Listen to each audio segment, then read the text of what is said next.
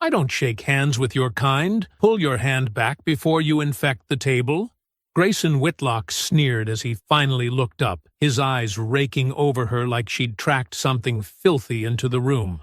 One man scraped his chair back, smirking. Another muttered, "Bold of her to forget where she is." Dr. Althea Rowan didn't move.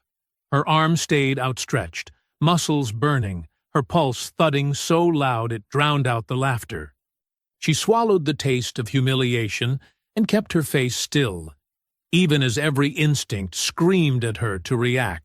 They had no idea they were ridiculing the woman who controlled $3 billion, money that would decide whether their empire survived past nightfall. Before continuing, comment where in the world you are watching from, and make sure to subscribe, because tomorrow's story is one you can't miss. Dr. Althea Rowan stood at the head of the expansive boardroom, her presentation materials precisely arranged before her.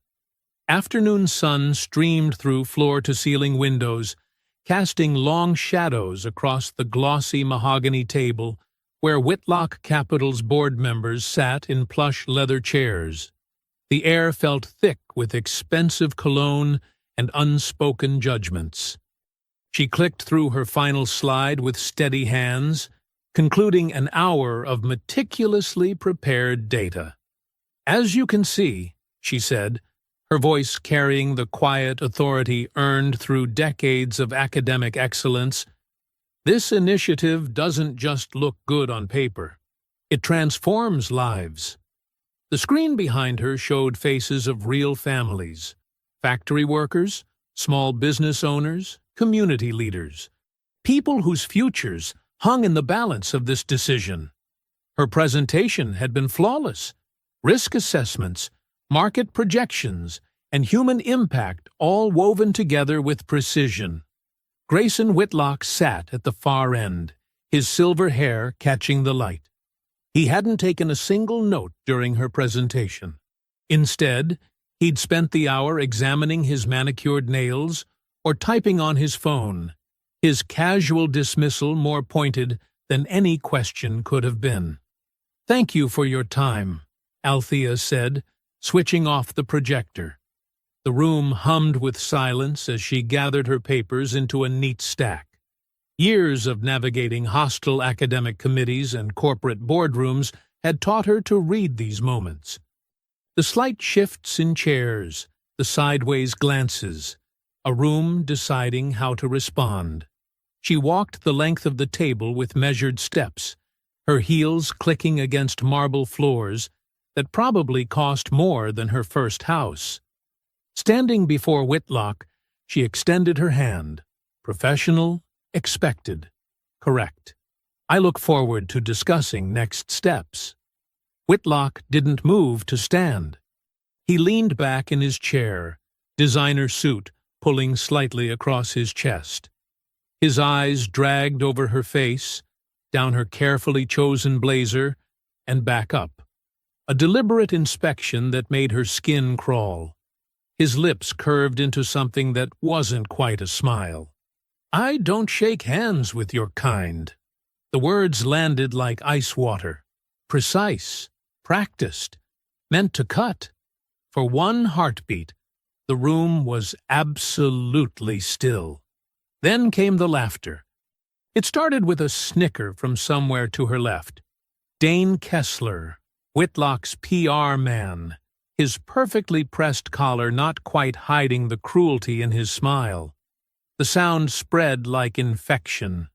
Nervous tittering from junior board members, relieved that tension had broken in their favor. Deeper chuckles from men who'd never had to prove their right to be in the room. Althea's hand remained steady in the air between them. Her face stayed carefully neutral, but her mind was cataloging every reaction, every face, every tell. Vivian Hart, 3 seats down, suddenly found her coffee cup fascinating, shoulders tight with discomfort, but mouth pressed shut. A coward's silence. 2 younger board members near the window exchanged glances and smirked, clearly enjoying the show. Their names and faces were already committed to memory. "She should be grateful she's even here," muttered someone behind her, just loud enough to be heard, just quiet enough to claim deniability. Whitlock's smirk deepened, satisfaction rolling off him in waves. He'd done this before. He'd do it again. Men like him always did. Elaine Mercer cleared her throat, rustling papers with manufactured urgency. "Well," she said, voice pitched for peacekeeping, "we certainly appreciate your comprehensive presentation, Dr. Rowan." Her smile was brittle, professional, complicit. "Perhaps we should move on to discussing the technical details in a smaller working group?" The laughter faded to scattered chuckles. Several board members straightened papers or checked phones, already dismissing the moment, and her, from their minds. Althea felt the familiar weight settle in her chest.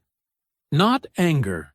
She'd learned long ago that anger was a luxury she couldn't afford in rooms like this. Not pain. She'd survived too much to be wounded by such predictable cruelty. No, what she felt was recognition. The clear-eyed knowledge of what this moment meant, what it had always meant.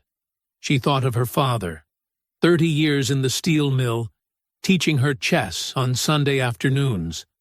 "The game isn't won in the first move," he'd say, setting up the pieces with careful hands. "It's won in knowing how many moves ahead you're willing to play." She thought of her mother, keeping perfect books for their church, showing her how numbers could tell stories if you knew how to read them. "Truth always balances in the end," she'd say. "The trick is making sure you're there to see it." Whitlock was still watching her, expecting, what? Tears? Rage? A crack in her professional veneer? His kind always wanted a reaction, proof that they could still wound, still control. The fluorescent lights hummed overhead. Someone's phone buzzed quietly. Outside the windows, downtown traffic crawled 20 stories below, the city moving in its endless patterns of power and money. Althea lowered her hand slowly, every movement measured. She met Whitlock's gaze directly, her eyes steady and clear. Let him search for fear or hurt there. Let him find nothing but his own reflection. The board's laughter rippled and faded, like waves against a shore, leaving behind the stale taste of shared prejudice. Whitlock's smirk settled into his face like he owned the very air they breathed, certain in his power, secure in his impunity. Althea's heels echoed down the marble corridor as she walked steadily away from the boardroom, her leather folder pressed against her chest like armor. Her face remained composed, the same expression she'd worn through countless moments like this. In countless rooms like that, only the slight tremor in her fingers betrayed the storm beneath her professional veneer. The floor-to-ceiling windows lining the hallway offered a sweeping view of downtown, but she barely registered the skyline. Her mind replayed each laugh, each smirk, each silent witness to her humiliation. 20 years of credentials, perfect preparation, and still. "Dr. Rowan!" a hushed voice called from behind. Althea turned to find Nia Brooks hurrying toward her, clutching a stack of reports. The young analyst's dark eyes darted nervously between Althea and the boardroom doors, as if afraid of being seen. "I need to tell you something," Nia said, her voice barely above a whisper. She glanced over her shoulder again before continuing. "This morning, before your presentation, I overheard." She swallowed hard. "Mr. Whitlock already decided to kill your proposal. 2 weeks ago." Althea's chest tightened, but her face remained neutral. "Go on." "He told Mr. Kessler to make an example of you. Said something about teaching the rest of them about knowing their place." Nia's hands gripped her papers tighter. "What happened in there?" It wasn't just about you. It was a message to everyone. Before Althea could respond, a familiar cologne announced Dane Kessler's arrival. He materialized beside them, all-expensive suit, and practiced charm. "Dr. Rowan," he said, smiling with too many teeth. "I hope you are not leaving us just yet. Elaine, Ms. Mercer, would like a word to smooth things over." His hand hovered near her elbow, not quite touching, but hurting her direction all the same. Nia stepped back, fear flickering across her face. "I should get back to work," she mumbled, clutching her papers like a shield. Kessler guided Althea toward a smaller conference room, his voice dropping to a confidential tone. "You know how these old money types can be. Set in their ways. But we're all professionals here, aren't we?" The conference room was half the size of the boardroom, but no less expensive. Elaine Mercer stood by the window, her silver hair and tailored suit a study in corporate polish. She turned as they entered, her face arranged in careful concern. "Althea," she said warmly, as if they were old friends. "Please, sit down. I feel we need to address what happened." Althea took a seat, noting how Kessler positioned himself between her and the door. Elaine settled across from her, hands clasped on the table. "First, let me say how mortified I am about Grayson's behavior," Elaine began, her words flowing like rehearsed symphony. "He's from another era. It doesn't excuse what he said, of course, but I hope you understand. These old institutions take time to change." Althea kept her face neutral, waiting. This was a familiar dance. "Your proposal has real merit," Elaine continued. "The numbers are solid. The social impact metrics are impressive. We don't want to lose that momentum over one unfortunate incident." She leaned forward, voice softening. "What if we started with a smaller pilot program, something more manageable? With Whitlock's name attached, of course. His influence could open doors." And there it was. The trap, wrapped in compromise and corporate double-speak.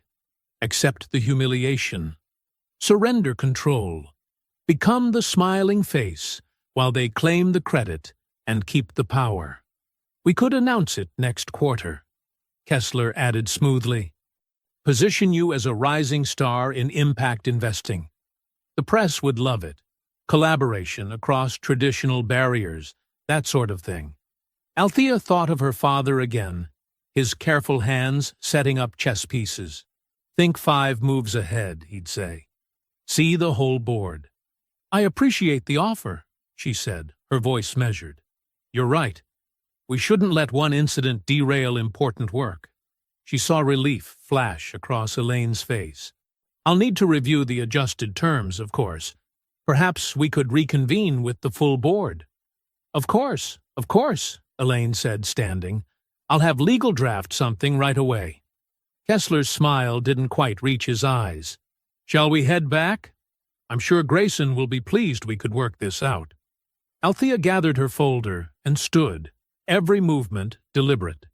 In the corridor, Nia was still lingering, pretending to organize papers at a side table. Their eyes met briefly. Nia's filled with equal parts fear and hope, searching Althea's face for some sign of what would come next. Althea straightened her blazer, her breathing steady and controlled. The boardroom doors loomed ahead, heavy with mahogany and privilege. Behind them, Whitlock would be waiting, secure in his power, certain of her surrender. She took another measured step forward, her mind already calculating trajectories, seeing moves they couldn't imagine. They thought they knew this game. They thought they knew her role. They were wrong on both counts. Althea re-entered the boardroom like a shadow, quiet but impossible to ignore. The earlier laughter still hung in the air, living in their relaxed shoulders and satisfied smirks. Board members lounged in their leather chairs, some checking phones, others sharing knowing glances. Whitlock dominated the head of the table, man-spreading in his $5,000 chair like it was a throne. He barely glanced up as Althea took her place at the far end, his attention performatively fixed on his gold fountain pen. "Well then," Elaine Mercer's voice cut through the murmurs, crisp and professional. "Shall we resume our discussion of the proposal's technical aspects? I believe we were examining the quarterly disbursement schedule. Actually," Althea's voice was soft but carried effortlessly across the polished table, "I have a question for the board, if I may." Several heads turned, surprised by this deviation from their expected script. Whitlock's pen paused mid-signature, though he didn't look up. "Of course," Elaine said, her smile tightening at the corners. "I'm curious," Althea continued, her tone conversational. "Does this board fully understand who controls the sovereign impact bonds currently stabilizing Whitlock Capital's liquidity pipeline?" The question landed like a stone in still water. Ripples of confusion spread across faces. Vivian Hart's perfectly manicured fingers stopped their nervous tapping. Dane Kessler's pen froze above his notepad. "I don't see how that's relevant to—" Elaine started. "I represent a coalition," Althea continued, her voice gaining strength but never losing its professional edge. "A carefully structured alliance of pension funds, labor trusts, and church investment groups. Together with our international partners, we control $3 billion in committed capital." Now Whitlock looked up, his previous smugness cracking slightly around the edges. "More specifically," Althea reached for her leather folder, "we control the exact $3 billion your firm has been using to maintain its position in several key markets." She withdrew a single document. "Including the Henderson merger you announced last week." The temperature in the room seemed to drop 10 degrees. A board member near the middle, someone who had laughed particularly loud earlier, shifted uncomfortably in his seat. "Our coalition," Althea continued, sliding the document forward, "has very specific requirements for ethical governance and community oversight. Requirements that were clearly outlined in the original agreement." Her fingers released the paper, letting it drift across the glossy surface. "Requirements that recent events suggest this board no longer meets." Dane Kessler snatched the document before it could reach Whitlock. His eyes scanned the first page, then widened. "This is a notice of immediate withdrawal," Althea finished for him. "Already signed by 6 of our 9 principal partners." Vivian Hart's face had gone pale, her hand reaching unconsciously for her water glass. She knew exactly what this meant. They all did. Without that liquidity backbone, at least 3 major deals would collapse. The Henderson merger alone would implode, taking millions in fees with it. "This is absurd." Whitlock's voice had lost its earlier smoothness. "You can't possibly have the authority to—" "I'm the lead architect of the coalition," Althea said simply. "I structured the original partnership framework. My signature carries the full weight of our combined positions." She kept her hands flat on the table, steady and sure. "Would you like to see the documentation?" A younger board member started furiously typing on his phone, probably trying to verify her claims. Elaine's professional mask had cracked, showing the panic underneath. "Now, let's not be hasty," Kessler attempted to recover, his PR instincts kicking in. "I'm sure we can—" $3 billion, Althea repeated, each word distinct and heavy. "Currently backing 16 active positions across your portfolio. Would you like me to list them?" The silence in the room grew thick enough to touch. Gone was the laughter, the comfortable superiority, the casual cruelty. Now there was only the sound of rapid breathing and the faint hum of air conditioning. The withdrawal notice takes effect in 48 hours. Althea continued into that silence, unless specific conditions are met. She finally allowed herself to look directly at Whitlock, holding his gaze with the steady patience of someone who had waited decades for this moment. "Would you like to discuss those conditions now?" Whitlock's face had transformed, the smirk replaced by something approaching fear. His complexion had gone from ruddy to ashen, beads of sweat appearing at his hairline. The hand holding his gold pen trembled slightly. The boardroom's windows stretched from floor to ceiling, offering a panoramic view of the city below. But no one was admiring the vista now. Every eye was locked on the document in front of them. The paper that proved their assumed power had been built on borrowed strength. Vivian Hart was the first to truly understand. She looked at Althea with new eyes, not with respect exactly, but with the dawning horror of recognition. She saw now what they'd all missed. The quiet woman they'd dismissed had been holding the sword over their heads all along. The silence stretched, becoming louder than any laughter could ever be. Althea remained still, her breathing calm, her posture perfect. She didn't need to speak. The numbers spoke for her. 3 billion reasons why no one was laughing now. The boardroom emptied in waves of panic and hushed whispers. Junior members fled first, clutching phones and tablets. Senior directors huddled in tense clusters, their faces tight with calculation. Through it all, Althea stood unmoved, a center of calm in the storm she'd unleashed. Elaine Mercer's heels clicked rapidly across the marble floor. "Dr. Rowan, please." Her hand caught Althea's elbow. "My office, now." Behind them, Whitlock's voice boomed, "Tell her I want to speak to her man-to-man. Immediately." The private office was all glass and chrome, with views that probably cost more than most homes. Elaine shut the door with trembling fingers, her composed facade cracking. "You have to understand," Elaine began, pacing behind her desk. "This isn't just about today. This is thousands of jobs, dozens of projects. Real people will be hurt if you do this." Althea sat perfectly still, hands folded in her lap. Real people are already being hurt. Every day, by decisions made in that boardroom. "We can fix this," Elaine pressed. "I'll personally oversee a complete diversity review. Mandatory sensitivity training for everyone, especially Grayson. A new initiative for—" "No." Althea's voice was quiet but final. "No more symbolic gestures. No more committees that meet twice and disappear. No more training sessions where people learn new words, but keep the same hearts." Elaine sank into her chair. "Then what do you want?" "Structural change."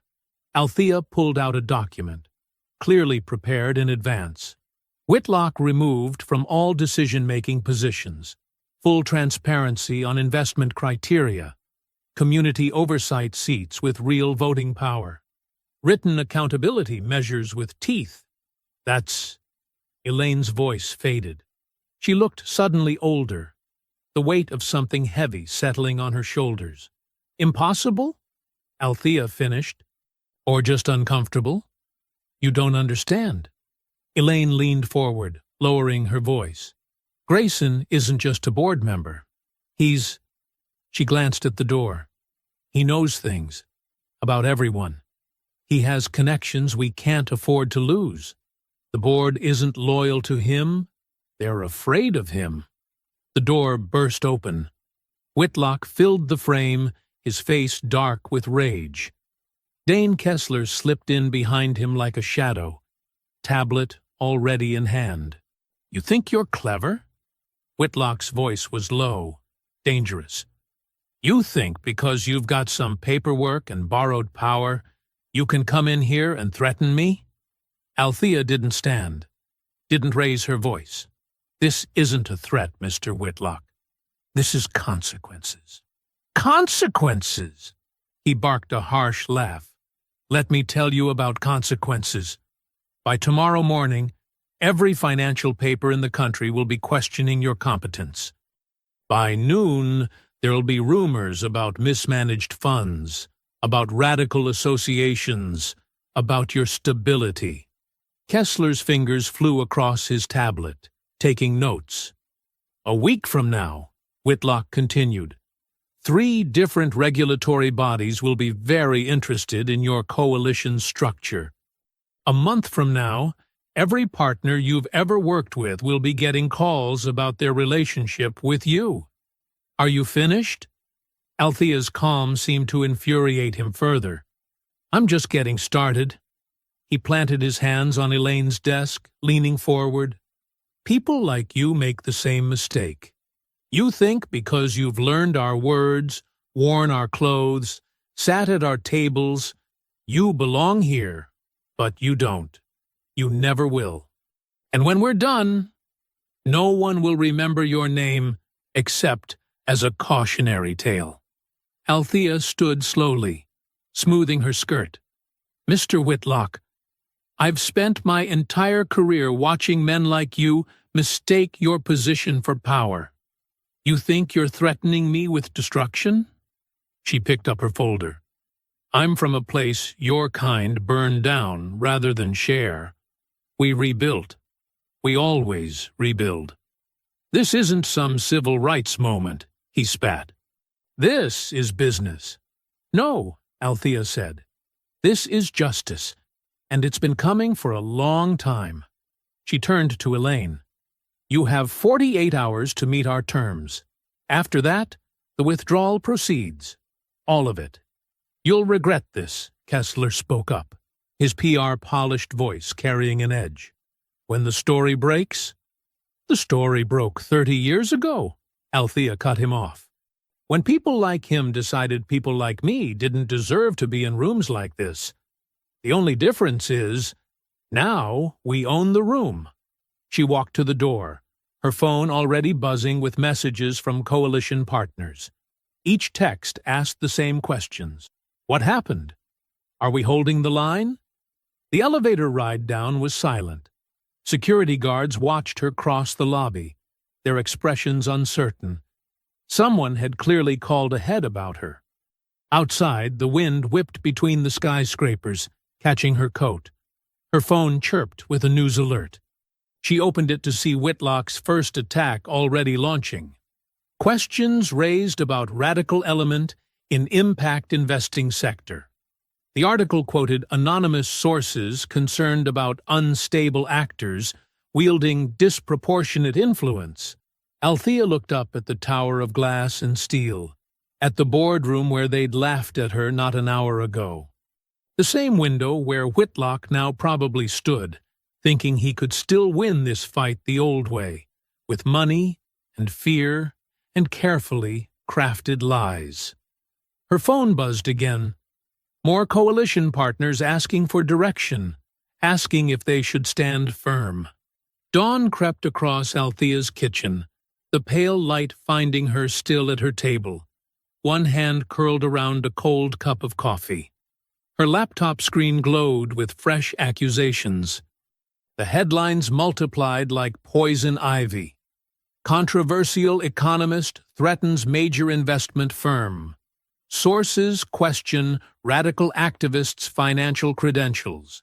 Market stability at risk from politically motivated attack. Althea's phone hadn't stopped buzzing since midnight. Each notification brought a new twist of Whitlock's knife. She clicked through the stories, noting how they all echoed the same carefully crafted phrases. Dane Kessler's fingerprints were everywhere. Sources close to the situation expressed concern about Dr. Rowan's emotional stability. She read aloud, tasting the calculated cruelty. Industry experts question whether personal grievances are being weaponized to manipulate markets. Her phone lit up again. Attorney Lillian Cho's name flashed on the screen.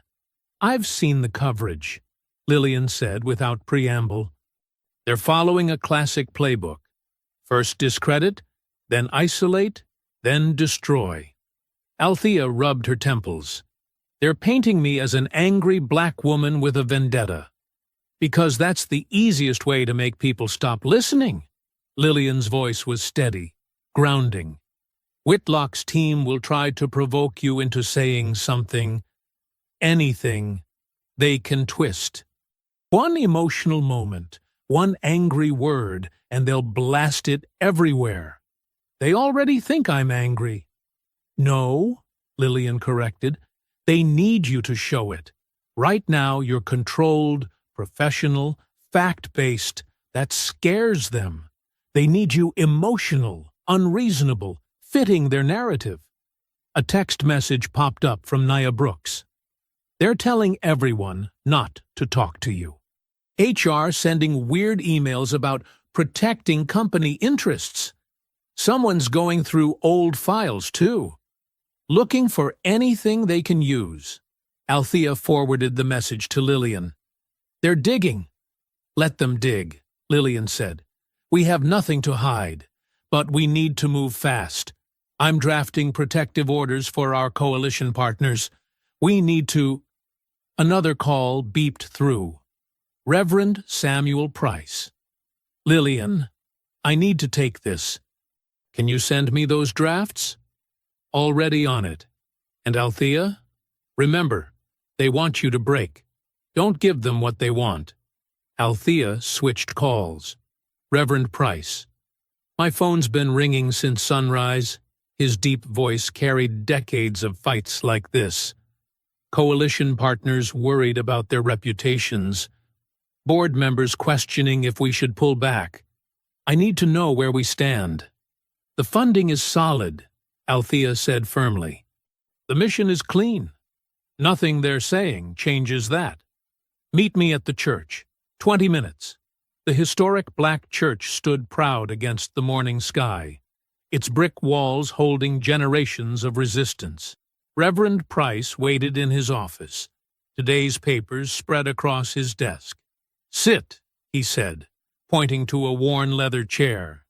"Now tell me what really happened in that boardroom." Althea recounted every detail. The presentation, the extended hand, Whitlock's words, the laughter. With each word, the Reverend's face grew darker. "That hand wasn't just your hand," he said finally. When he refused to shake it, he was refusing to shake hands with every one of us who ever walked into a room where we weren't wanted. Every one of us who qualified twice over, but got half the respect. "I know." Althea's voice was quiet. "And that laughter?" Reverend Price leaned forward. "That wasn't just about you. That was about making sure everyone in that room knew their place, knew what side was safe to be on. Which is why they're trying to bury me now," Althea said. "They need to show what happens when someone like me stands up." "So, what's your next move?" Althea pulled out her phone, showing him a document she'd been building since dawn. Truth, just truth. Every meeting, every email, every witness.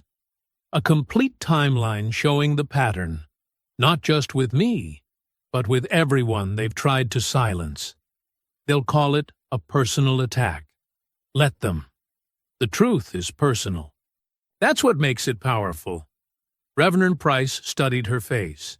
"You haven't slept. Can't sleep. Too much to document." He nodded toward his office door. "Sister May keeps cots in the community room for folks who need rest during hard times. Take an hour. Clear your head. The fight will still be here. I can't. You can. And you will." His tone brooked no argument. "You're no good to anyone running on fumes and fury." Althea's phone buzzed again. More headlines, more attacks. Reverend Price gently took it from her hand. 1 hour, he said. Then we'll look at your timeline. Make sure every fact is solid. Every witness is ready. They threw the first punch in public. We'll answer with truth in public. Back at her kitchen table, Althea stared at her laptop screen. The hour of rest had cleared her vision. She opened a new folder on her desktop, labeled it Whitlock Evidence, and began to type. Each entry was precise, documented, undeniable. No rage, no revenge, just reality. Her phone lit up with another call from Lillian. Before answering, Althea looked at the growing file of evidence. They wanted her erased, minimized, dismissed. But she'd spent a lifetime preparing for this moment, keeping receipts, building allies, and waiting for the day when truth would be her weapon. She reached for her phone, ready to coordinate the next phase with her attorney. The sun climbed higher outside her window, casting long shadows across her kitchen table. The shadows would fade, but the truth, documented in that growing file, would remain. The press room's fluorescent lights buzzed overhead as Althea smoothed her navy blazer, standing behind a simple wooden podium. Camera lenses tracked her every movement. Attorney Lillian Cho and Reverend Price flanked her like sentinels, their presence both comfort and shield. "Good morning," Althea began, her voice steady. "I'm here to provide clarity regarding recent events at Whitlock Capital." She lifted her prepared statement, each word carefully chosen to state facts without inflaming tensions. "Our coalition represents $3 billion in community-focused investment funds. From the start, we've been transparent about our ethical requirements, community oversight, fair representation, and accountability at all levels." She paused, letting the numbers sink in. "When these terms were dismissed without consideration, we exercised our contractual right to withdraw support." Hands shot up immediately.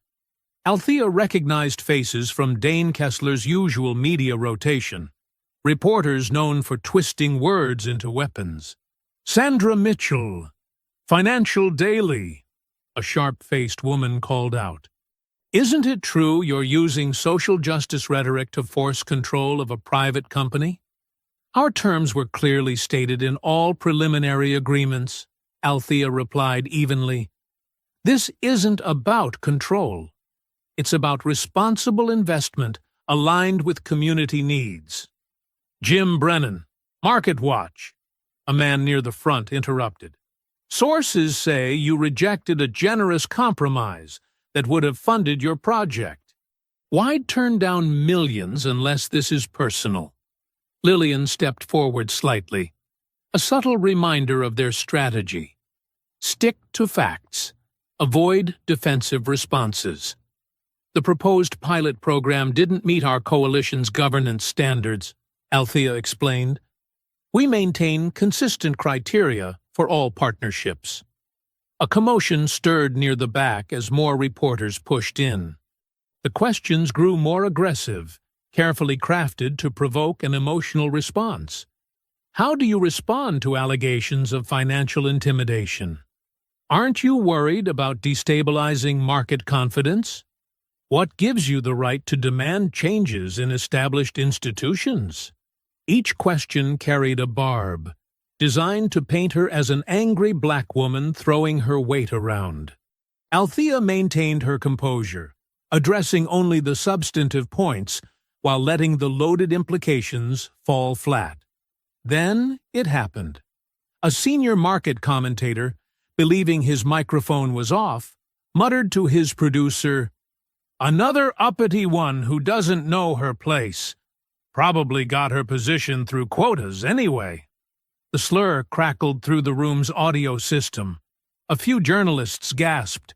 Others pretended not to hear. Reverend Price's hand tightened on his chair, but Althea didn't flinch.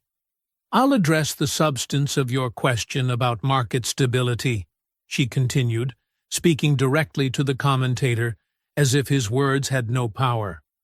Our coalition's priority is sustainable, ethical investment. That creates true market stability. Lillian touched her arm, signaling time for their planned exit. As they gathered their materials, Althea's phone vibrated. Vivian Hart's name flashed on the screen. In the hallway, away from cameras, Althea took the call. Vivian's voice shook. "They're making us sign a statement," she whispered. "Whitlock's team has a draft condemning you, calling your actions reckless and self-serving. Everyone has to sign by noon or face consequences. Are you okay, Vivian?" "Me? Vivian's laugh was hollow. "I'm a coward. I'll probably sign it. But you should know. They're scared. Really scared. The things they're saying behind closed doors. Document everything," Althea said firmly. "Save every email, every text. Forward copies to your personal account. I never meant to be part of this. When they laughed in that boardroom, I didn't laugh. I want you to know that. Not laughing isn't enough anymore, Vivian."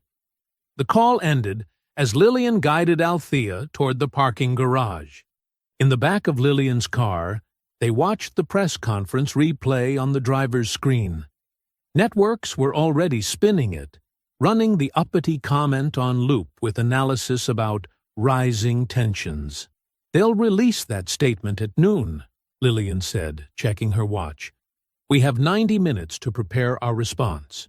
"Did you see how they positioned those questions?" Althea asked. "Every single one designed to make me look emotional or irrational." "And you gave them nothing," Lillian nodded. "Kept it professional, fact-based. That's going to frustrate them." The car turned onto the highway as Althea's phone erupted with notifications. A new headline crawled across the screen. "Questions arise about coalition fund management. Fraud concerns surface." Beneath it, her photo, stern, unsmiling, perfectly professional, seemed chosen to reinforce their narrative of an angry black woman causing trouble. The same image appeared on 3 different channels, each with a variation of the fraud allegation. "Right on schedule," Lillian said grimly. "They're laying groundwork for the board statement. First discredit you, then present a united front against you. They think if they say fraud enough times, people will believe it," Althea said, watching her face loop on the screen. "Standard playbook," Lillian agreed.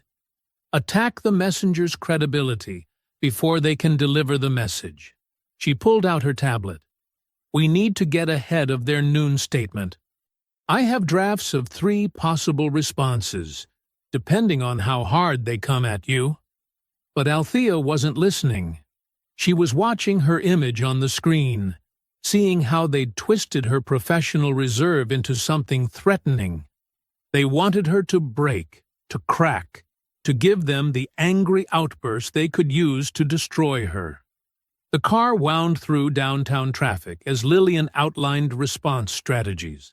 Outside, digital billboards flashed financial headlines. Inside, Althea felt a clarity she hadn't expected. They thought they were breaking her. Instead, they were showing everyone exactly why this fight mattered. The coffee shop buzzed with afternoon chatter, but Althea noticed how Nia's eyes darted to each new customer entering. They'd chosen the corner table strategically. Backs to the wall, clear view of both exits. Nia clutched her laptop bag close, knuckles white against the brown leather. "I had to use my personal email," Nia whispered, sliding a USB drive across the table. "They're monitoring everything internal now, even printer logs." Althea palmed the drive smoothly, tucking it into her blazer pocket. "Are you okay? Are they watching you specifically?" "They're watching everyone." Nia's coffee sat untouched, growing cold. "Dane Kessler sent an all-staff memo this morning. Anyone with relevant information about past projects should report directly to his office. She pulled out her phone, showing Althea the message. But look at the attachment name. It's a tracking file. Opens differently for each recipient. Smart catch, Althea said softly. What else? Nia glanced around again before continuing. They have a spreadsheet. Color-coded targets in your coalition. Green for pressure points identified. Yellow for approach in progress. Red for resistant. She swallowed hard. There are names next to each entry. Personal details, family connections, financial weaknesses. Did you copy it? Everything I could access. But Althea... Nia leaned closer, voice barely audible. They're pulling badge records going back 6 months. Cross-referencing security footage.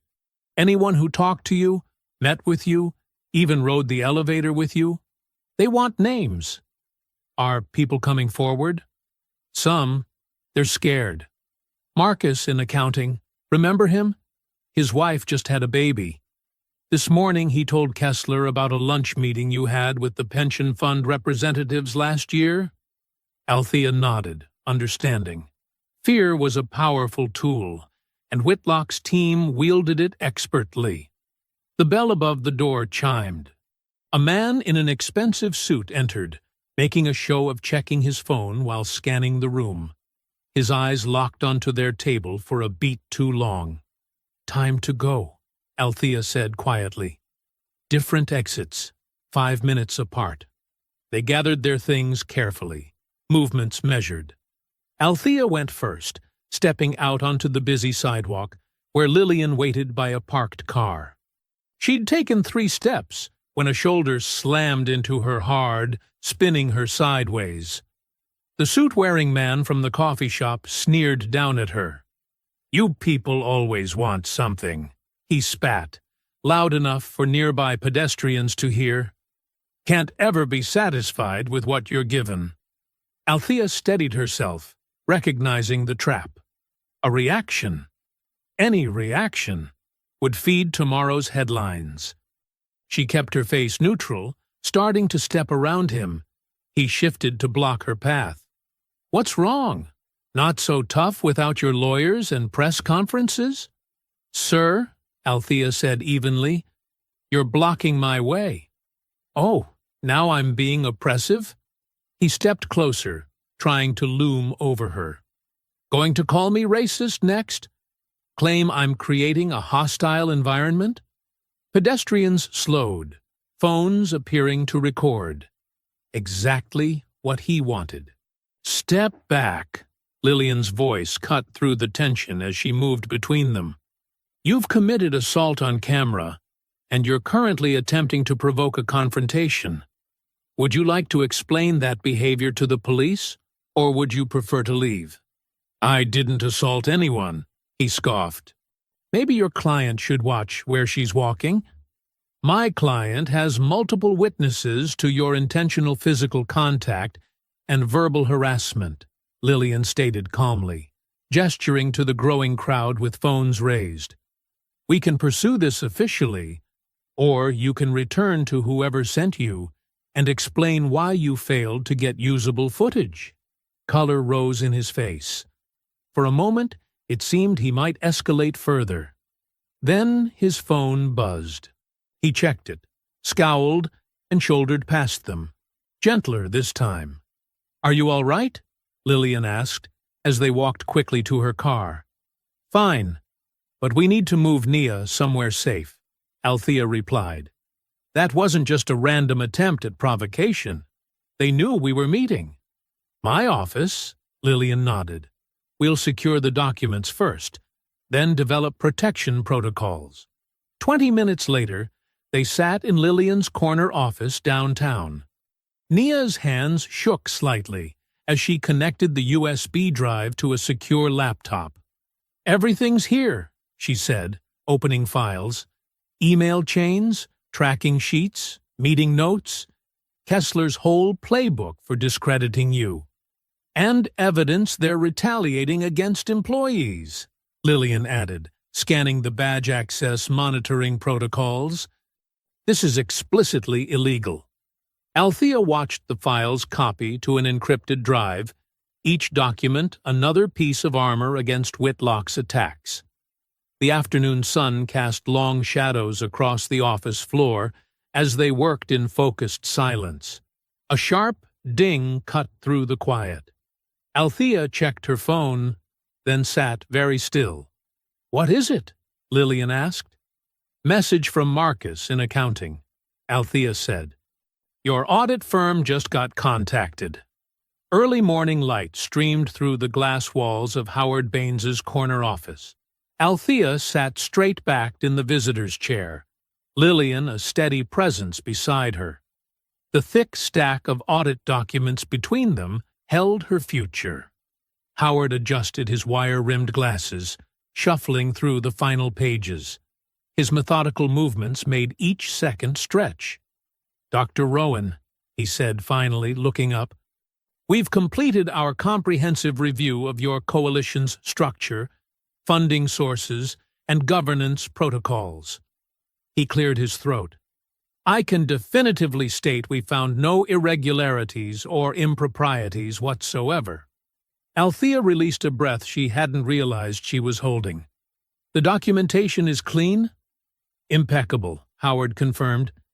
"Every transaction, every approval, every partnership agreement, they all follow proper procedures.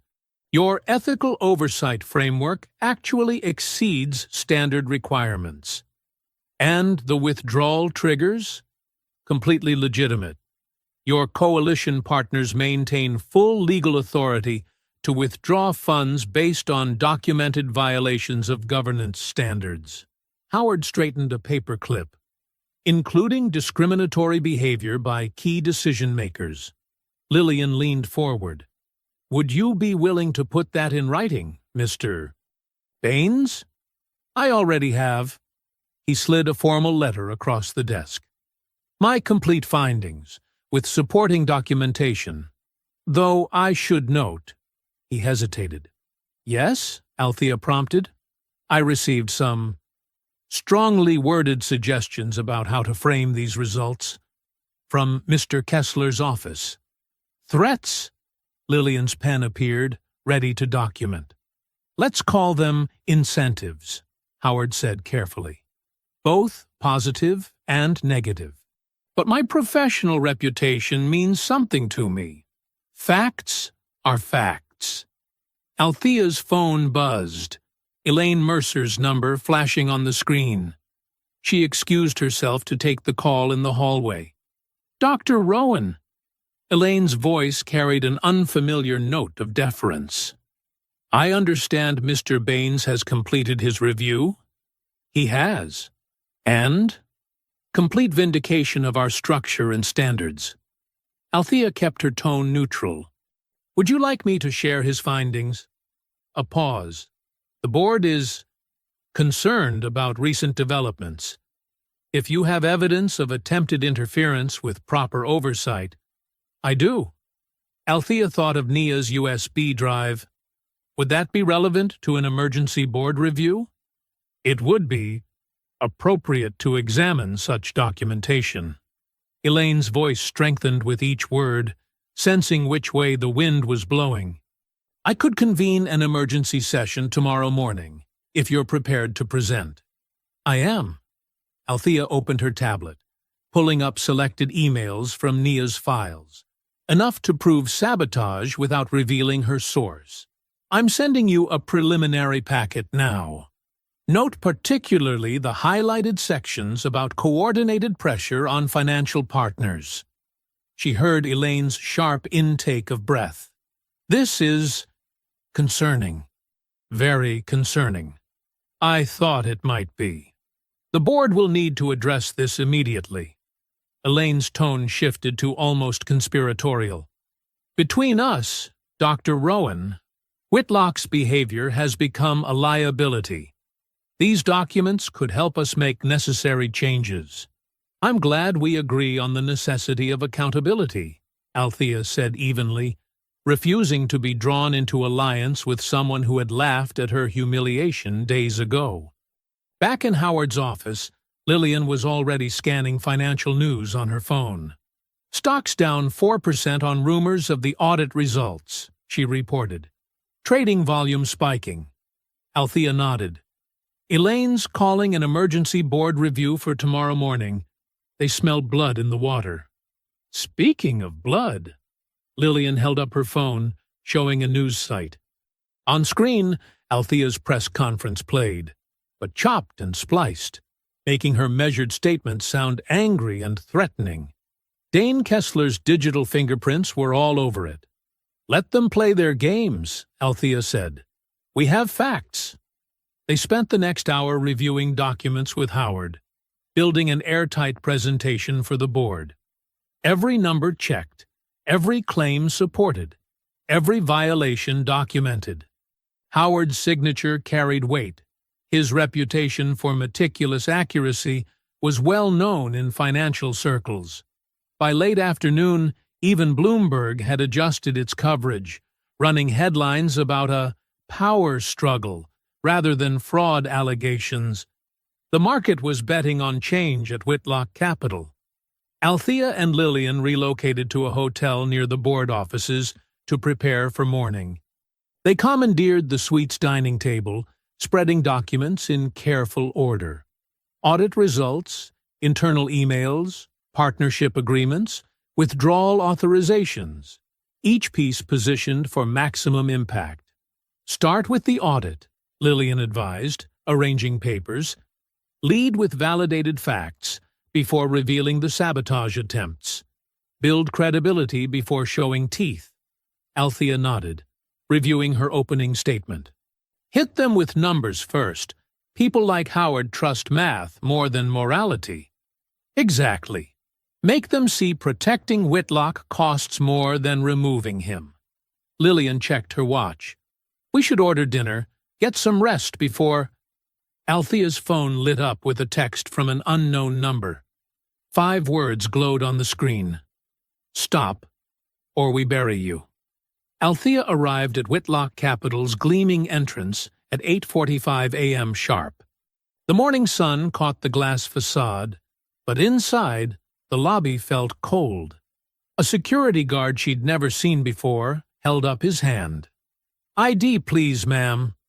His tone suggested this wasn't standard procedure. She produced her visitor badge from yesterday. He studied it with exaggerated care, made 3 phone calls, and spent 15 minutes verifying protocols while other people streamed past. Executives who'd nodded to her days ago now studied their phones, careful not to meet her eyes. "Just following procedure," the guard repeated, watching her like she might cause trouble. Althea stood perfectly still, her briefcase heavy with Howard's audit report and supporting documents. She'd chosen her clothing carefully, a charcoal suit that meant business, not submission. Around her, whispers floated between desk workers and cleaning staff. She caught fragments.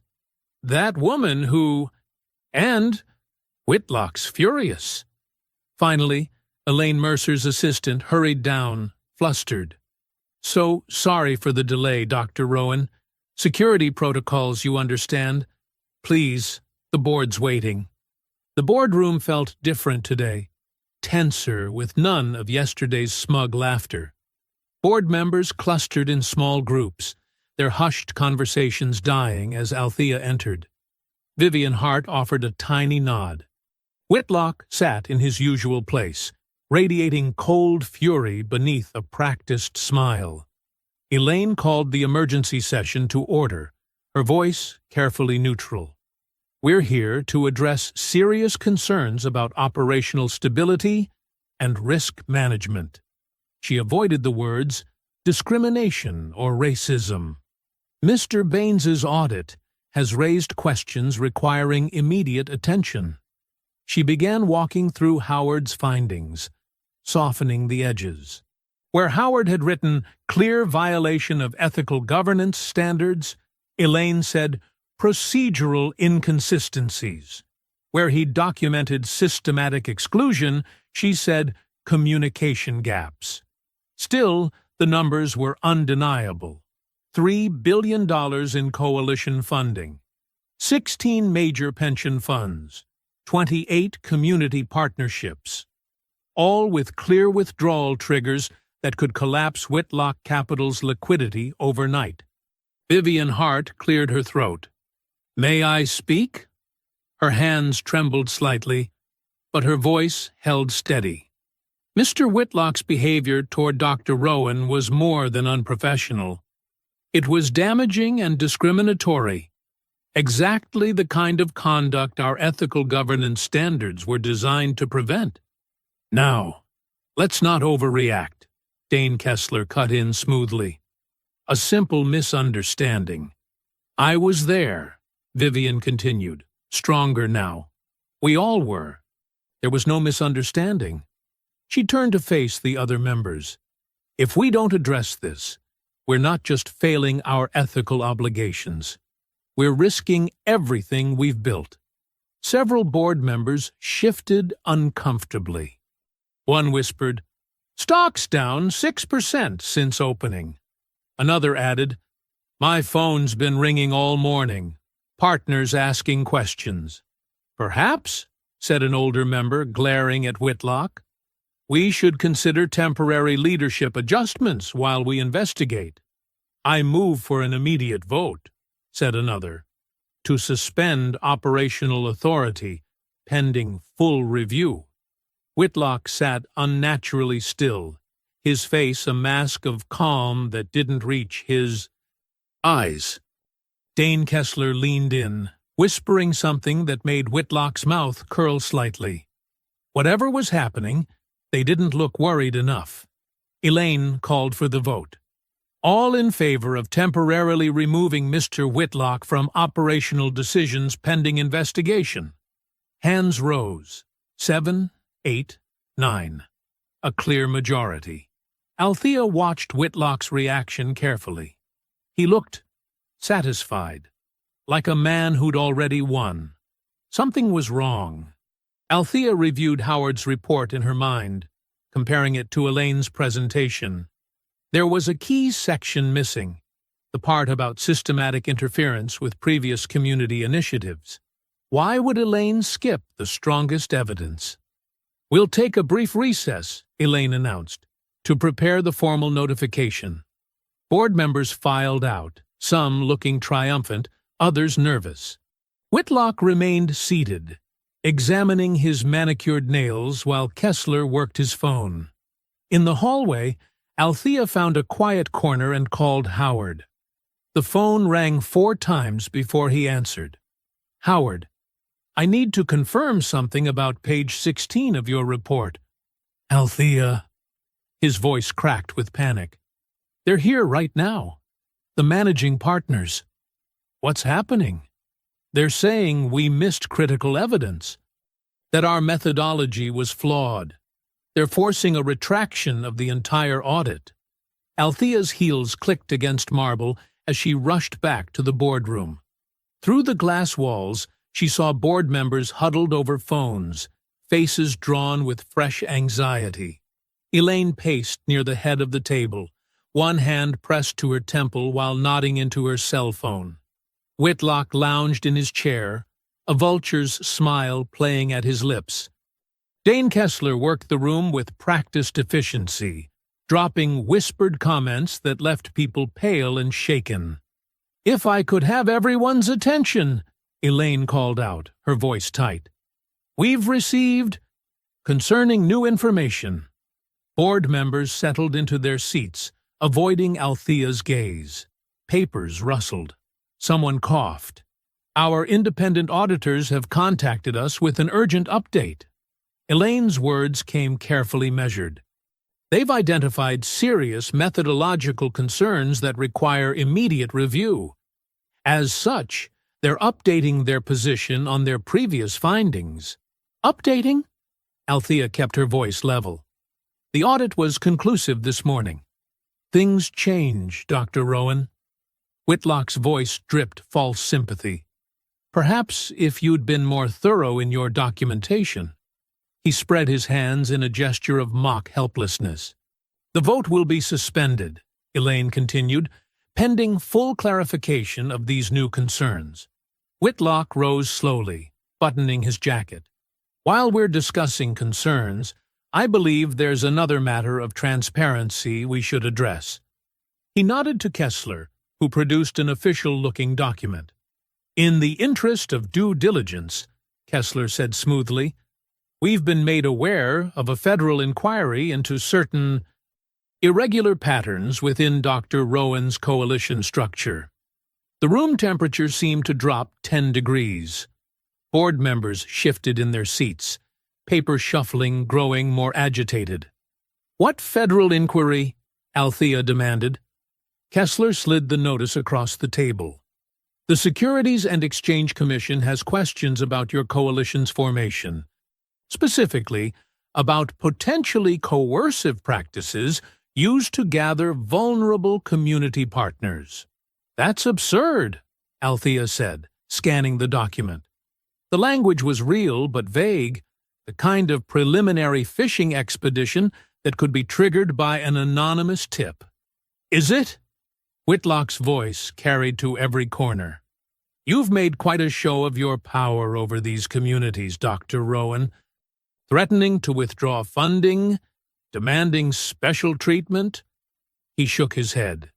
One might wonder if you're truly serving their interests, or merely using them. Several board members were already reaching for their phones, likely calling legal counsel. Althea recognized the play. They'd manufactured just enough doubt to make everyone fear liability. This is what happens, Whitlock said softly, close enough that only she could hear, when you overreach. Althea gathered her materials with steady hands, refusing to give him the satisfaction of seeing them shake. As she walked toward the lobby, voices followed her. Can't risk association. And need to distance ourselves. The elevator doors opened to reveal Nia Brooks, clutching a folder and looking terrified. She tried to step toward Althea, but 2 security guards materialized, blocking her path. I'm sorry, Ms. Brooks, one said. You need to return to your floor. Nia's eyes met Althea's, wide with panic. She mouthed 2 words. They know. Before Althea could respond, the guards were steering Nia away. Through the lobby's glass front, Althea saw the crowd gathering. Reporters, protesters, people waving signs with twisted versions of her quotes. The smear campaign had worked fast. Her phone buzzed. Lillian Cho. Don't engage. Car waiting at side entrance. Althea turned toward the service corridor, but not before catching Whitlock's reflection in the glass. He stood on the mezzanine, watching her retreat, victory etched in every line of his face. The side door opened to chaos. Someone recognized her, shouted, There she is! Voices rose. Fraud! Extortionist! Go back where you came from. Lillian appeared at her elbow, guiding her through the press of bodies. Someone threw a coffee cup that splashed against the wall. Security hung back, watching without intervening. They made it to Lillian's car just as the crowd surged. Lillian slammed the door and ordered the driver to move.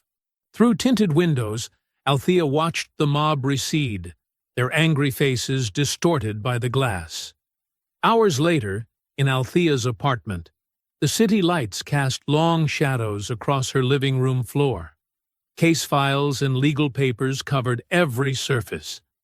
Lillian worked her phone, trying to reach coalition partners who'd gone suddenly silent. Howard's firm issued the retraction, Lillian reported grimly. Their managing partners voted unanimously, probably with guns to their heads. 3 more partners have suspended their commitments, citing regulatory concerns. Althea nodded, processing.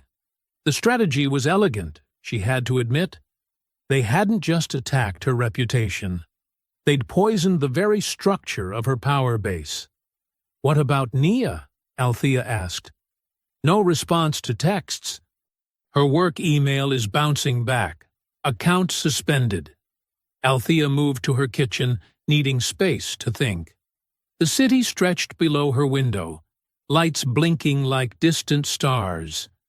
She gripped the counter edge, feeling the cool marble ground her. After a long moment, she crossed to her laptop and opened the encrypted drive containing her deepest research. The files she'd held back, the evidence she'd gathered over years of watching Whitlock destroy lives. "Okay," she whispered, staring at the folders that could burn everything down. No more restraint. The old porch light cast a weak glow across Reverend Samuel Price's face as he waited in the pre-dawn darkness. Althea's car pulled into the familiar driveway of her childhood home, gravel crunching under the tires. The house looked smaller than she remembered. White paint weathered but dignified, like her parents had kept it. "Your mother would be proud of how you're standing," Reverend Price said, as Althea climbed the worn steps. His voice carried the same steady warmth that had guided her through Sunday school decades ago.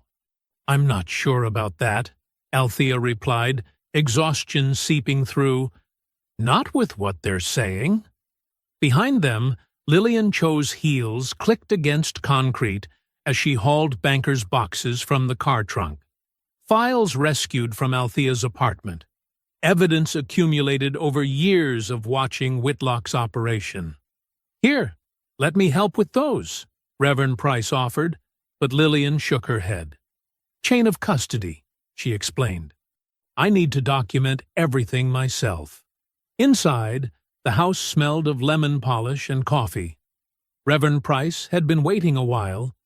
The small TV in the living room glowed, sound muted, showing Althea's professional headshot beside scrolling headlines, "Federal Probe Targets Community Fund Leader," and "Questions Mount About Coalition Scheme." Althea stopped, staring at her own face. Here, in the house where her parents had taught her dignity couldn't be taken, only surrendered. The humiliation cut deeper. "Mrs. Turner next door called," Reverend Price said quietly. "Asked if you were really trying to cheat people." Althea's throat tightened. Mrs. Turner had watched her grow up, had brought casseroles when Althea's mother was sick. "It's a coordinated attack," Lillian said, setting down the boxes. "That federal inquiry notice? It wasn't properly served. No case number, no official channels, just appeared out of nowhere right when they needed it." "You think they forged it?" Reverend Price asked. "Or had someone leak a preliminary document they triggered themselves?" Lillian replied. "Either way, it's weaponized. Designed to spook partners and create headlines." Althea moved through the familiar rooms, past the kitchen where her mother had taught her fractions using recipe cards, past the dining room where her father had helped with homework after long shifts at the steel mill. She touched the walls like they might still hold their strength. "He's not just trying to discredit you," Reverend Price observed. "He's trying to make an example. Show what happens when people like us demand too much respect." "I know." Althea's voice was steel. "But he made a mistake thinking I'd break." She opened her laptop on the kitchen table, the same scratched oak surface where she'd studied for the SATs, determined to earn her way into spaces that didn't want her. The encrypted drive hummed to life. "I've been building a backup structure," she explained, opening files. "A secondary framework for the coalition funds, clean, documented, and locked tight. Even if they manage to freeze my access or push me out, the $3 billion stays protected." Lillian leaned in, scanning the documents. "You never mentioned this." "Because it needed to stay invisible until we needed it." Althea pulled up more screens. "Every partner has a direct channel. Every dollar has a clean path, and it's all been independently verified by firms Whitlock can't touch. When did you set this up? Reverend Price asked. The day after I first pitched to their board. Althea's fingers moved across the keyboard. I saw how Whitlock looked at me, like I was dirt that needed sweeping. I knew then he'd try to bury me if I pushed too hard. So you built a fortress, Lillian said, admiring the legal architecture. I built a shelter, Althea corrected, for the communities counting on this funding, for people like Nia, who risked everything to help. The money was never about me. It's about all the lives Whitlock thinks he can just erase. Dawn was beginning to gray the kitchen windows, the same windows where Althea had watched her father leave for work every morning, head high despite the foreman who called him boy. Reverend Price put a gentle hand on her shoulder. Your daddy used to say, dignity isn't in how they treat you. It's in how you carry yourself when they try to take it. Althea nodded, feeling the weight of inheritance. Not money or property, but something stronger. The stubborn grace of people who refuse to bend. She stood and walked to the window, watching the sunrise paint her old neighborhood in gold. Behind her, Lillian sorted files and Reverv. Price started fresh coffee. The TV still flickered with accusations, but they seemed smaller now, less frightening in the house that had taught her to stand. If he wants a story, Althea said, her voice carrying the certainty of someone who'd been preparing for this fight her whole life, he's getting the full one. The motel's neon sign buzzed in the gray morning light as Althea, Lillian, and Reverend Price pulled into the nearly empty parking lot. Room 114 was where Nia had texted she'd be waiting, but something felt wrong before they even reached the door. The curtains are open, Lillian noted, her hand tightening on her briefcase. Althea knocked anyway. 3 sharp raps that echoed down the concrete walkway. No answer. She tried again, calling softly, Nia? It's Althea. A door creaked open 2 rooms down, just enough for an elderly woman to peek out, then quickly shut it again. I'll check with the clerk, Reverend Price offered, already heading toward the office. Althea pressed her palm against the door, as if she could feel what had happened through the cheap wood. The room was silent. No TV noise, no shower running, no rustling movement. Should we call the police? She asked Lillian. Not yet. Lillian shook her head. If Whitlock has connections there, it could make things worse. Let's gather information first. Rever. Price returned with the clerk, a young man in a wrinkled uniform shirt who couldn't quite meet their eyes. She checked out, he said, fidgeting with his keycard scanner. About 3 hours ago. Checked out, or was made to leave? Lillian's voice carried an edge. The clerk's eyes darted to the parking lot. Look, I just work here, but there were some men in suits, very professional looking. Said they were from corporate security. Did they show identification? Althea demanded. I didn't. I mean, they seemed official. He swallowed hard. The young lady left with them. Voluntarily. She walked out on her own. After they what? Lillian pressed. Threatened her career, her safety? I don't know anything else. The clerk backed away. Please, I need this job. Althea understood his fear. She'd seen it spread through Whitlock Capital like a virus. But right now, her concern was Nia. She scanned the empty room through the window. Bed still made, no sign of a struggle, but a coffee cup knocked over on the side table. Dark liquid stained into the carpet. Over here, Reverend Price called from the parking lot. He pointed to a discarded keycard sleeve half hidden under a car, next to a crumpled receipt from the vending machine. Althea checked the timestamp. 4:17 a.m., less than an hour after Nia's last message. They know. Those two words haunted Althea now. She should have moved faster, protected Nia better. A dark sedan idled at the far end of the lot, its engine a low growl in the morning quiet. Lillian immediately pulled out her phone and started taking photos, clear shots of the license plate and tinted windows. The car peeled out, tires squealing on asphalt. "That'll be one of Kessler's watchers," Lillian said grimly. "He always uses contracted surveillance."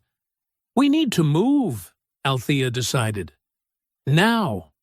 They drove back to her childhood home, using a winding route, checking constantly for tails. Althea's mind raced through scenarios, calculating moves and countermoves like the economist she was. Fear wouldn't help Nia. Strategy would. In her father's old study, Althea powered up her secure laptop. Her fingers flew across the keys, activating protocols she'd hoped she wouldn't need. "What are you doing?" Reverend Price asked, watching strings of code flash across the screen. "Creating consequences," Althea replied. She opened an encrypted channel to Marcus Chen, a former federal investigator who now handled compliance verification for 3 coalition partners. His response was immediate. "Standing by." Next, she accessed the secure escrow server she'd set up weeks ago, a digital dead man's switch. With precise keystrokes, she uploaded Nia's copied emails, along with time-stamped documentation of threats and harassment. If anything happened to either of them, everything would automatically release to multiple oversight bodies. Smart, Lillian approved. But will it be enough to make them back off? Before Althea could answer, her phone lit up with an unknown number. She put it on speaker. "Hello? Dr. Rowan?" Nia's voice was barely a whisper. I borrowed a phone. I can't talk long." "Are you safe?" Althea fought to keep her voice steady. "They followed me from the motel. Kessler and 2 others. Cornered me in the stairwell." Nia's breath hitched. "They wanted the drive, all the copies. Said they knew about my mother's medical bills, my student loans, that they could make everything easier or much, much harder." "Did they hurt you?" "No, not physically. But Kessler," a shaky inhale, "he said he owns my future now. That no one would ever hire me after this." Lillian was already taking notes, documenting every detail. Reverend Price bowed his head in silent prayer. "Where are you?" Althea asked. "A coffee shop. Downtown. I slipped away when they were arguing about jurisdiction with someone on the phone." Nia's voice cracked. "I'm scared, Dr. Rowan. I don't know what to do." Althea closed her eyes, listening to the fear in Nia's breathing. She remembered her own early battles, the times she'd felt alone against forces too big to fight. Never again. "Stay on the line," she said firmly. "You're not alone anymore." Nia's ragged breathing filled the speaker while Lillian stepped into the hallway, phone pressed to her ear. Althea could hear fragments of hushed conversation. Secure transport. Federal oversight. Witness protection protocols. "They're watching the exits," Nia whispered. 2 men in dark suits. I can see them through the window." "Stay calm," Althea said, keeping her voice steady. "Which coffee shop?" "Meridian Coffee on 4th Street. I'm in the back corner. There's a service hallway, but—" Nia's voice caught. "I think someone's stationed there, too." Reverend Price touched Althea's shoulder and pointed to Lillian, who was returning with purpose in her stride. "Coalition security team is 10 minutes out," Lillian reported. "And I called Marcus Chen's contact at the Justice Department, the one who still owes me for the Henderson case. They're sending plainclothes agents to secure the perimeter. "Did you hear that, Nia?" Althea asked. "Help is coming. Just stay where you are." "I'm so sorry," Nia's voice cracked. "This is all my fault. I should have been more careful. Should have—" "Stop!" Althea cut in firmly. "You did exactly what was right. What was brave." The next 12 minutes stretched like rubber bands about to snap. Lillian coordinated movements through encrypted messages while Althea kept Nia talking about her graduate thesis, her grandmother's recipes, anything to keep her grounded in the moment. Finally, Nia whispered, "Something's happening. The suits are moving. They're arguing with someone." "That's our people," Lillian confirmed, reading updates on her phone. "Federal agents are identifying themselves. Coalition security is moving in through the back." "I see them," Nia breathed. "There's a woman in a blue blazer gesturing for me to come with her." "That's Agent Torres," Lillian said. "Show her the authentication code I just texted you." They heard muffled movement, quick footsteps, then car doors closing. 10 minutes later, Nia was being ushered into Althea's childhood home, pale but unharmed. She collapsed into a chair, hands shaking. "They're going to destroy everything now," she said. "The coalition, the funding, all of it. And it's because I wasn't strong enough to—" "No." Althea pulled up a chair across from her. "You just helped us more than you know." Whitlock showed his true methods. That's not weakness. That's leverage. Nia looked up, confusion crossing her tear-stained face. "What do you mean?" Althea shared a look with Lillian, who nodded. "It's time to tell her." "The coalition didn't really fracture," Althea explained. "The partner who supposedly caved to pressure? It was a shell entity we created 6 months ago, knowing someone might try to break us apart. We needed Whitlock to believe he was winning so he'd get sloppy." You planned for this?" Nia stared. "Not the specifics," Althea admitted. "But I've seen too many reform efforts die because they weren't prepared for retaliation. So we built in safeguards, tripwires, and honeypots." Her phone buzzed. Howard Baines calling. She put it on speaker. "Dr. Rowan." Howard's voice was strained. "I've documented everything. The threats, the pressure campaign, the specific demands for retraction. I have voicemails, emails through back channels, even a recording of the meeting where they outlined what would happen to my firm if I didn't comply." "Send it all to the secure drop," Lillian instructed. "We'll add it to the evidence packet." "Already done, and—" Howard hesitated. "I'm sorry. I should have been stronger." "You did exactly what we needed," Althea assured him. "You created a paper trail of coercion." Another call lit up her phone. Elaine Mercer. Althea switched lines. "They're calling an emergency session," Elaine said without preamble. "Whitlock wants the board to sign a binding resolution permanently barring you and your coalition from any future involvement with Whitlock Capital or its subsidiaries." "When?" "Tomorrow morning, 9 a.m. Elaine's voice dropped. "He's unhinged, Althea. I've never seen him like this. He's threatening to destroy anyone who doesn't sign." "Let him try," Althea said calmly. "In fact, tell him I won't contest it. Let him believe he's won completely." After ending the call, she saw Nia's bewildered expression. "But why? Why let them ban you?" "Because," Althea explained, opening her laptop, "we need Whitlock to commit his tactics to paper in a venue he can't control. Every threat, every abuse of power, every instance of discrimination, it has to be documented where he can't bury it." She pulled up a massive encrypted file labeled Oversight Evidence and began adding Nia's testimony and Howard's recordings to the compilation of proof they'd been building for months. "The coalition was never just about money," Althea continued typing. It was about exposing a system that runs on intimidation and exclusion. Sometimes you have to let them think they've won before you can show the world who they really are. Lillian's phone chimed with updates from their federal contact. Security teams were in position. Witness statements were being processed. The machinery of justice was grinding into motion. Althea's cursor hovered over the Send button on the evidence packet she'd prepared for multiple oversight authorities. She looked at Nia, still shaken, but sitting straighter now.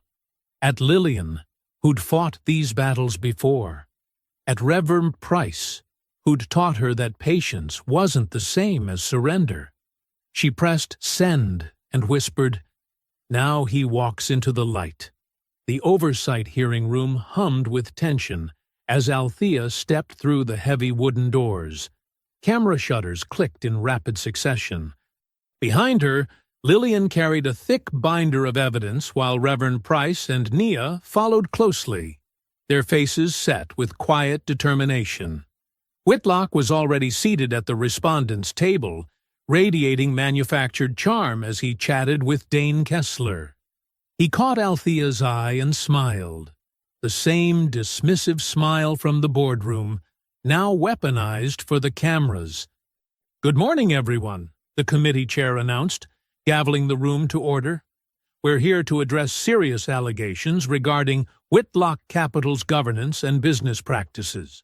Dane Kessler stood first, straightening his tie. "If I may, Madam Chair, we'd like to express our deep concern about the financial disruption being caused by Dr. Rowan's unprecedented actions." His voice dripped with rehearsed sincerity. "Thousands of jobs are at stake.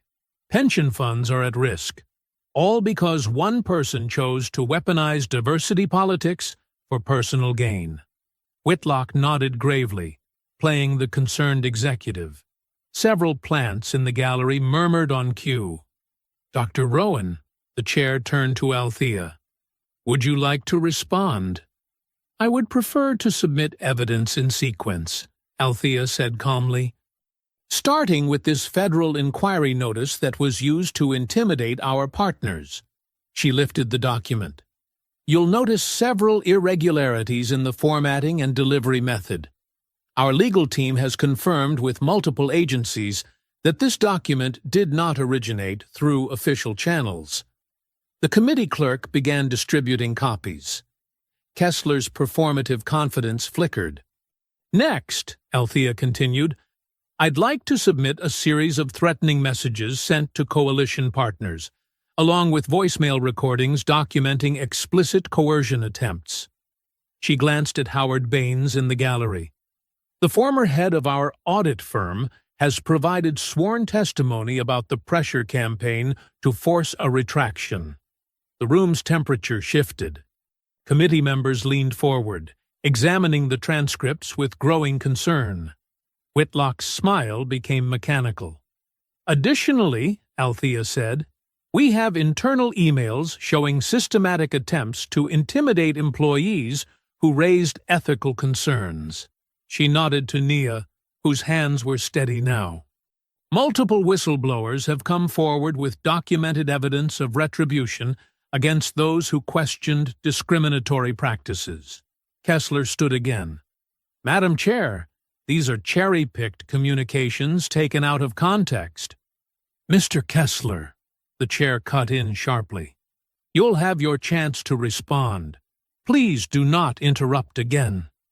Althea maintained her measured pace. "Finally, I'd like to submit an audio recording from a Whitlock Capital executive meeting dated March 15th of last year." She pressed play on the conference system. Whitlock's voice filled the room, unmistakable in its casual cruelty. "Listen, we keep certain people out of these positions for a reason. Make examples. Show them what happens when they don't know their place." Elaine Mercer, seated in the gallery, physically recoiled. She remembered that meeting, remembered her own silent complicity, as Whitlock had outlined his vision of power. More voices from the recording.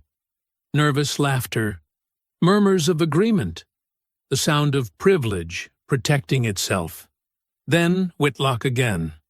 If they push back, bury them. Their careers, their reputations, whatever it takes. That's how we maintain standards. The recording ended. In the ringing silence, Whitlock's face had transformed, fury replacing his calculated charm. He shoved back from the table and stood, towering over Althea. "You manipulative bitch," he hissed, loud enough for the microphones to catch. "You think you can come into my world and expose private conversations? You'll pay for this. I'll make sure you never work again." Security officers moved toward him, but Whitlock was already advancing, his hand jerking forward toward Althea's face. The officers caught his arm mid-motion as gasps erupted from the gallery. Althea didn't flinch, didn't step back. She simply looked at him, the way you'd look at something small and venomous trapped in a jar. All his power, all his cultivated menace, reduced to impotent rage in front of rolling cameras. "Mr. Whitlock," the chair's voice cracked like a whip, "you will be seated immediately or removed from these proceedings." The security officers firmly guided Whitlock back to his chair. His face was mottled red, decades of unchecked authority crumbling in real time. Kessler frantically whispered in his ear, trying to contain the damage, but the mask had shattered beyond repair. Committee members exchanged glances, clearly disturbed by the display. Reporters scribbled furiously. In the gallery, Nia gripped Reverend Price's hand while Lillian took rapid notes. "Dr. Rowan," the chair said, "please continue with your evidence." Althea nodded, her voice remaining steady, as the light of truth continued to expose decades of darkness. The cameras captured every moment, not just Whitlock's fury, but the systemic rot that had enabled him for so long. In that moment, it wasn't just one man's power being dismantled. It was the beginning of a deeper reckoning. The lobby erupted into chaos as soon as the hearing broke. Camera flashes strobed through the marble hall while reporters shouted questions over each other. Security officers struggled to maintain order as people pressed forward, hungry for the story's climax. Grayson Whitlock pushed through the crowd, his composed mask slipping with each step. Dane Kessler hovered close, phone pressed to his ear, desperately working damage control. But the tide had turned. No amount of spin could erase what the cameras had captured. "Mr. Whitlock, will you respond to the allegations of systemic discrimination?" "Mr. Whitlock, what about the forged federal notice?" "Mr. Whitlock, is it true you threatened Dr. Rowan during the hearing?" He ignored them all, jaw clenched so tight it twitched. His phone buzzed constantly, board members, investors, politicians all demanding answers. Each call went unanswered as he jabbed the elevator button repeatedly, as if he could force an escape. Across the lobby, Althea stood calmly with her growing coalition. Reverend Price greeted arriving community leaders with dignified handshakes. Union representatives nodded respectfully. Church trustees who'd trusted her vision smiled in quiet victory. Nia Brooks stood straighter now, fear replaced by vindication, as she watched her copied evidence reshape reality. "Dr. Rowan!" reporters called. "What happens to the $3 billion now?" Before she could answer, new figures entered through the main doors. 3 agents in dark suits approached Whitlock, badges gleaming. "Mr. Whitlock," the lead agent announced clearly, "we have a warrant for your arrest on charges of financial coercion, wire fraud, and obstruction of justice." The lobby fell silent. Whitlock's face drained of color. "This is ridiculous," he sputtered. Do you know who I am? My lawyers will— Your lawyers have been notified. The agent cut in, producing documents. The evidence chain is extensive and verified. Please place your hands behind your back. Dane Kessler tried to slip toward a side exit, but two more agents intercepted him. Mr. Kessler, we have questions about your role in document forgery and witness intimidation as well. Lillian Cho stood near Althea, tablet in hand. The evidence was structured precisely, she said quietly. Every document authenticated, every timeline verified, every witness protected. He never thought we'd build it this carefully because he never thought we could. Elaine Mercer approached their group, her usual polish cracked. Her hands shook as she held out a signed statement. The board failed, she admitted, voice unsteady. We knew, we all knew, and we let it happen. I'm cooperating fully with investigators. Maybe that helps reduce the charges. Maybe not. But I won't hide anymore. Whitlock struggled as the agents secured his wrists. This is a setup. She planned this. She trapped me. No, Mr. Whitlock, Althea said clearly, ensuring the cameras caught her words. You trapped yourself. Every threat, every slur, every act of retaliation, those were your choices. I simply made sure they couldn't stay hidden. The agents began leading him toward the exit. Photographers surged forward, capturing the moment power lost its grip. Whitlock's snarl of impotent rage, his perfect suit wrinkled, his carefully crafted image shattered. Althea turned to her coalition partners. Now, she said, we build something better. She opened her tablet, displaying the new institutional framework they'd prepared. Community leaders leaned in as she activated the protected $3 billion through transparent channels they would help govern. Funding confirmations began arriving instantly for neighborhoods Whitlock had sneered at as not worth saving. Nia, Althea called. Nia stepped forward, still adjusting to standing tall. As our new deputy compliance lead, would you like to process the first community development transfer? Nia's fingers flew across the tablet, authorizing funds with proper oversight and protection, exactly what she'd wanted to see done right from the start. Reverend Price watched the numbers move, each confirmation representing real change for real people. This is what justice looks like, he said softly. Not just punishment for wrong, but resources for right. Through the lobby's glass doors, they could see Whitlock being guided into a waiting vehicle. No more smirks, no more threats, no more power to deny dignity to others. The man who wouldn't shake hands was now unable to touch anything he once controlled. Althea led her group outside into the bright afternoon.